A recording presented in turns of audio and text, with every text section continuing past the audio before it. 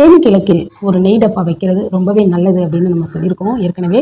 தென்கிழக்கு கார்னரில் நீங்கள் சமையல் அறையில் எப்பொழுதும் சிறிய அல்லது பெரிய உங்களுக்கு எவ்வளவு வாங்க முடியுமோ அந்த அளவுக்கு ஒரு நெய் டப்பா நிரந்தரமாக அங்கே இருக்க வேண்டும் அப்படின்னு நம்ம சொல்லியிருக்கோம். இதை நீங்கள் ஃபாலோ பண்ணும் பொழுது ரொம்ப நல்லா இருக்கும் அப்படிங்கிற விஷயம் மிகப்பெரியதாக இருக்கும்.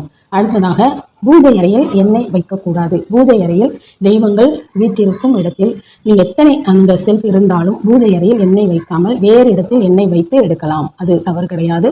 நெய் நீங்கள் ஏற்றுற பழக்கம் இருந்தால் நெய் இருக்கலாம், அந்த நெய் பாக்ஸ் பூஜை அறையில் இருக்கலாம். ஆனால் எண்ணெயை நீங்கள் தனியாக ஒரு இடத்துல வச்சு நீங்கள் விளக்கேற்றும் பொழுது ஊற்றுறதுக்காக எடுத்துக்கொள்ளலாம்.